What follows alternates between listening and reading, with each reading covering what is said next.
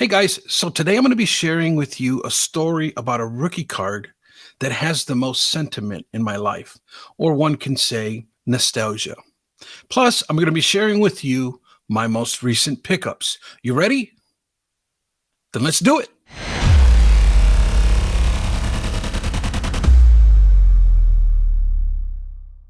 Hello, rookie card collectors. Victor, the rookie card specialist here, and I'm coming at you. I guess you can say with another video response to Don's Field of Dreams. My only problem is I don't even know. I don't know what the deadline is, so I don't even know if that contest has passed already or what the deal is. But either way, I'm going to make the video because it's something, a topic that he brought up, and he was wanting us to share a card that has the most sentimental value to us. And I wanted to share that. I wanted to make a video on it because I think in the I guess in the legacy videos, let's just say that my kids watch this years later, or maybe even my grandkids. I wanted to share this story in the event that my kids or my generations down the road come across this. They can kind of get a glimpse of what was it for Papa that kind of made it all happen. So a lot of it is a sidebar of my origin story. My origin story, the short cliff notes are, I started with Hostess and Post cereal and Kellogg cereals back in 1976, and I became infatuated with that. And then in 1981, my dad brings home two bricks full of Fleer and Donruss for me to open. And that's what really introduced me to collecting, was my dad. And that was like the summer of 1981. And I spent that summer playing with my cards on the daily. I mean, that just really kicked it all off for me. Directly across the street from our house was a little convenience store. And you would think that a 10-year-old boy would go and, get candy and gum and all of that. But me, I was heading right towards the baseball cards.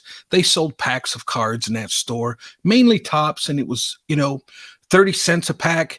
And they used to sell the older packs, like the 1979 or the 1980 packs. They sold those for 25 cents. So they sold those cheaper than the current year. So I used to go in there and buy, packs of 79, 80, 81. And really just, that's how it all started for me. But one particular card means the most as far as sentimental value out of every card that I own or have ever owned. And that is this one. The 1979 Topps Ozzie Smith rookie card. Now, obviously, this was not the exact card, but it more or less a representative of the card that I'm about to speak about. So it was the summer, maybe, early fall of 1981. And my dad was on the couch. He was watching the ball game, and he was a big White Sox fan, and he was watching a White Sox game in particular. And he was on the couch, but I was on the floor and I was playing with my cards. And my dad, he was working midnights at the time. He kind of seemed to be a little bit, dozing in and out. But I remember that afternoon just listening to the ball game, listening to my dad snore on occasion. And I was just playing with my cards on the floor. And it was one of the moments where I says, I was showing my dad a couple of cards, and I showed him this 1979 Topps. And I remember my dad saying, Ozzie Smith, he's a pretty good ball player. And that stuck with me. And it was this card. And the reason why I liked it so much is because I brought it to my dad's attention, because my dad had the exact same facial hair as Ozzie Smith. And that's what I brought up to my dad. I go, Dad, look, he's got the mustache and the sideburns just like you. And I mean, you look at the picture, and that's exactly how my dad looked like, his sideburns and his mustache at the time. And you can even say the skin tone of Ozzie Smith was was pretty spot on too. So I always thought this card looks like my dad, and it was one of them cards. After he told me, man, that's a nice card, son. That Ozzie Smith, he's a really good ball player, and he was always telling me to take care of my cards. And I remember putting my 1979 tops. I had a little cigar box that I had separately under my bed, and that's where I put all my little gadgets and stuff that, whether it be a rock or an arrowhead or a coin or what have you, what a 10-year-old boy typically saves, but my little treasures. And inside my little cigar box, treasure box, was where I kept my 1979 Topps Ozzie Smith rookie card. I did not know that they were rookie cards. I didn't really learn about it personally to maybe 86, 85, 86, somewhere in there is when it hit me that, okay, this is Ozzie Smith's rookie card. And it's one of them things where this card has always had so much sentimental value for those reasons.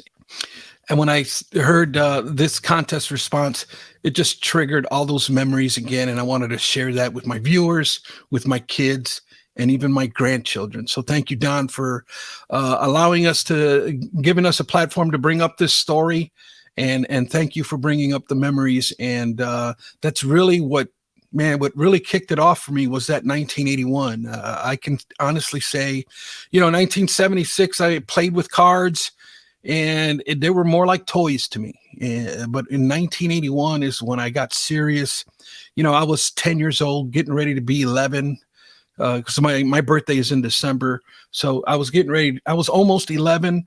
And that's when it really, really stuck. The hobby of baseball card collecting just really stuck with me at that time. And it seemed like year after year, I just gained more interest and more cards, and I started learning. When we get to about the mid 80s is when I really bared down and started getting serious with it. And so, man, yeah, really, this card just really means that much to me. With that said, I wanted to share some pickups. I'm going to share my hobby thoughts and rookie card happenings maybe next week, but just wanted to share with you. I went to the Shipshewana, Indiana Card Show. It was really, it was the first time me ever being there. The facility was somewhat like, it was like a barn, but it was a good sized barn. And I don't know how many tables were there. I probably should have taken some video, but as my first time there, I don't really know anybody. I didn't want to walk around with a camera and a microphone and all of that. I just wanted it was kind of a more intimate show. It wasn't like really big or anything like that, like at a national or something like that. It was a much smaller building, so it was a little bit more intimate, and I didn't want to walk around with a camera. A good amount of people there from my experience. Now, I was talking to a couple of the dealers there, they were saying that, it's really, the crowd has really come down some, but to him, he felt like it was more comfortable and more manageable and enough people to keep everybody busy. He says, because previous shows, everybody was like packed in there like sardines, and people were having a hard time even walking around from table to table because there was just so many people there. But yesterday the crowd was not as bad. It was busy. There was a lot of people there, but it wasn't to the point where you couldn't walk around. You can walk around freely from table to table. So I walked in about noon, and the place was buzzing pretty good, and it was a good track of people there. Really enjoyed myself. Picked up some pretty neat stuff. I ended up, I bought probably. One thing I did notice as I'm shopping for like bargain boxes, like $1 box stuff, $5 box stuff, and I'm really just filtering through, looking for stuff that I can post on my eBay store, that kind of thing. It's always a lot of fun to look through dollar boxes, but I'm starting to notice that everybody's kind of catching on, right? And most of the dealers there, I would say a good portion of them who had those types of cards available. Well, now they start breaking it up like $1 boxes, $3 boxes, $5 card boxes, $10 and $20. So they're like splitting it up into genres instead of just having like this big hodgepodge of dollar cards. And so it's like the gig is up, right? They're kind of absorbing some of that value. Your only saving grace is that if you go in there and kind of communicate and say, hey, I'm looking to buy a good portion. If I buy a large lot, will you come down some? And the majority of the dealers there, I think wouldn't have a problem with that. At least the people that I dealt with didn't have a problem with that. So, but I ended up finding this one guy way in the back in the corner table, with a bunch of dollar box stuff, and he didn't have no threshold. He didn't split it up into. It is what it is, man. Just stuff that I want to move. I'm at $1 for everything. He says, keep picking and I'll give you a discount. And so I just kept on plucking cards. And I ended up spending maybe a couple $100 at his table. But I came home with a pretty nice lot of cards. I'm not gonna show them all because I don't want this video to be too long, but I do want to share with you guys the other pickups that I got. So hold on, let me turn this camera around. Okay, so here we go. Card show pickups. The first thing I'm going to show you is a 7-card lot that I purchased. It is of this set right here that I have been trying to put together now for at least 4 years. These 7 cards that I'm about to show you puts me at 55 of the 93 cards needed to complete the set. This was a very popular set for me personally back in the year 2000. And I just absolutely fell in love with this set. And when I come back to the hobby, I figured I wanted to make this set a priority in putting together. This Dave Concepcion comes in 2 versions. There is a red ink version that is short printed. I don't have that one, but I do have this one now.